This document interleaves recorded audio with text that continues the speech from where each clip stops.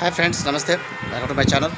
Friends, ఈరోజు interest rates అనేటివి బయట మనకి ఎవరైనా మనీ లెండర్స్ దగ్గర ఇంట్రెస్ట్ 1 రూపీ, 1.5 రూపీ, 2 రూపీస్, ఇలా 3 రూపీస్, 4 రూపీస్ ఇంట్రెస్ట్ అయితే ఉంటుంది ఫ్రెండ్స్.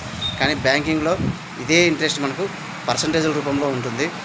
సో మరి బయట ఉన్న మనకు 1 రూపీ, 2 రూపీస్, 3 రూపీస్ ఇంట్రెస్ట్ మనకి బ్యాంకులో ఉన్న పర్సంటేజ్తో ఎలా మనం కంపేర్ చేయాలి అనే విషయం అయితే సింపుల్గా చెప్తాం ఫ్రెండ్స్. మనకు ఒకటే గుర్తుపెట్టుకోండి ఫ్రెండ్స్, ఒక 12% అంటే బ్యాంకులో మనకి బయట 1 రూపీ ఇంట్రెస్ట్ అన్నట్లు. అదేవిధంగా 6% అంటే మనకు 50 పైసా రూపీ ఇంట్రెస్ట్ అన్నట్లు. అదే 18% అంటే మనకి 1.5 రూపీ ఇంట్రెస్ట్ ఫ్రెండ్స్. 24% అంటే మనకి 2 రూపీస్ ఇంట్రెస్ట్. అదేవిధంగా 48% అంటే 4 రూపీస్ ఇంట్రెస్ట్ ఫ్రెండ్స్.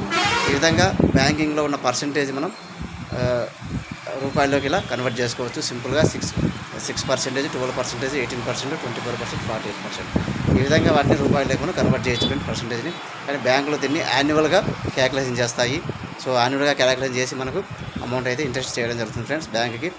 సో దీనికి సంబంధించి మనం కంప్లీట్గా అసలు ఇంట్రెస్ట్ క్యాలిక్యులేషన్ అనేది ఎలా చేస్తారు బ్యాంకింగ్లో అనేది సింపుల్గా అర్థమయ్యే విధంగా మన ఛానల్లో 2 వీడియోస్ అయితే చేస్తాం ఫ్రెండ్. చూడండి, చాలా యూజ్ఫుల్గా ఉంటుంది.